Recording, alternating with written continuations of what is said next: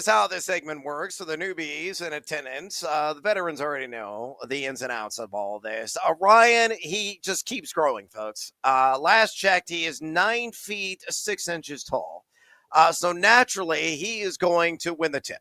He's just bigger than everybody else. And he's uber athletic at 9'6". It's kind of crazy, obscene, absurd.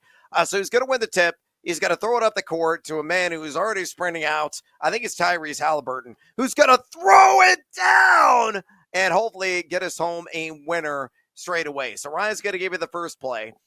He's going to give you the reasons behind said first play. And then he's going to say, hey, Brando, who's working the board here on BetMGM tonight, hit me with the hoops. Brandon then is going to drop a famous call, some sort of basketball reference.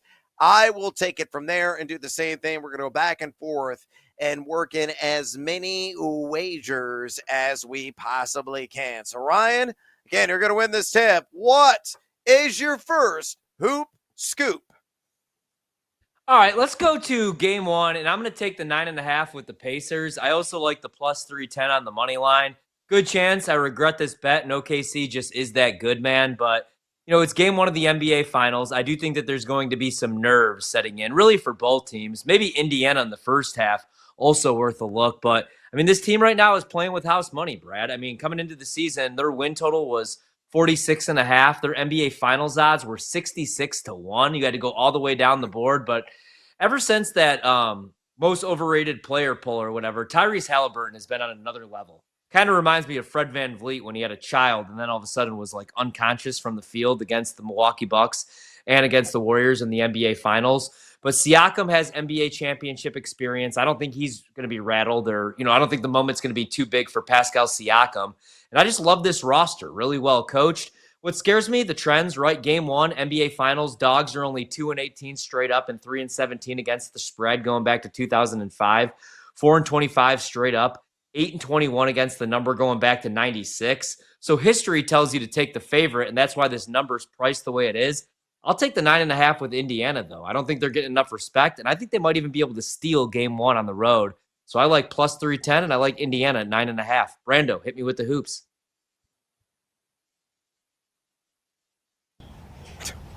The hungry dog gets the bone. We got guys that think they're way better than they are. They're nice kids. They're completely delusional about who they are.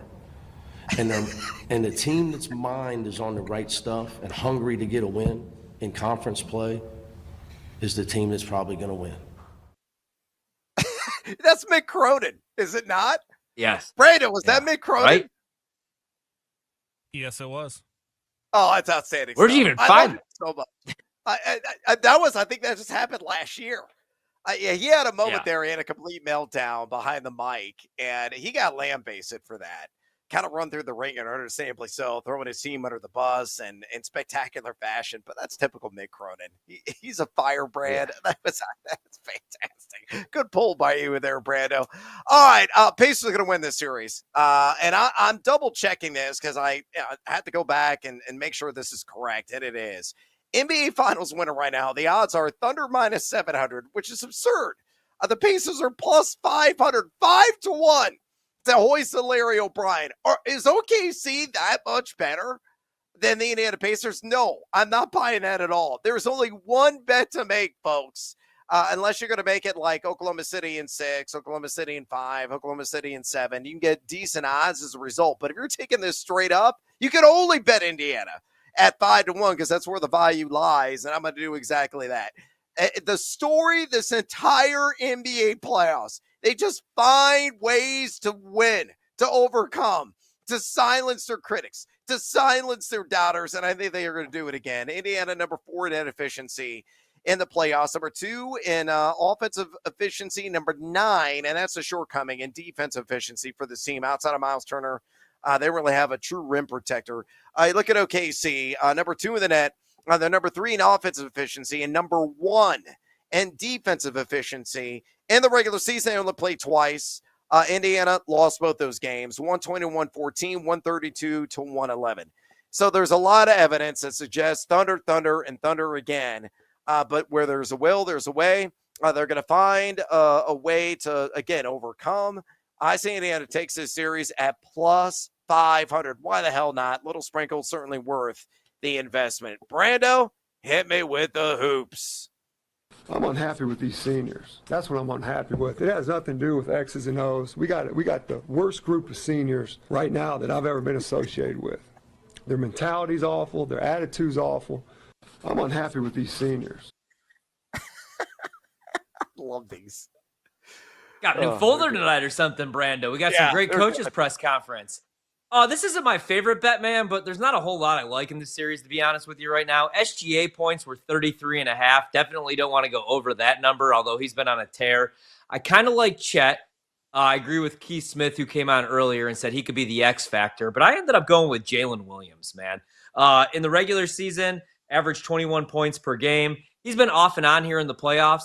He had 19 in the clincher against Minnesota, 7 of 14 shooting. He didn't have to do a whole lot. He also facilitates and rebounds. He had 5 dimes and 8 boards in that game. But before that, had 34 points against Minnesota on 13 of 24 shooting, 26 against Minnesota on 12 of 20 shooting. It's right at his average. I think he goes off game one and scores closer to 24. So I'm going to go over on Williams at 21.5, minus 115. I think one of those guys is going to have to go off between him and Shai, and I would rather take the guy to score 23 than 35. I think Shai's properly priced. So let's go with Jalen Williams, game one, to score 22. Brando, hit me with the hoops.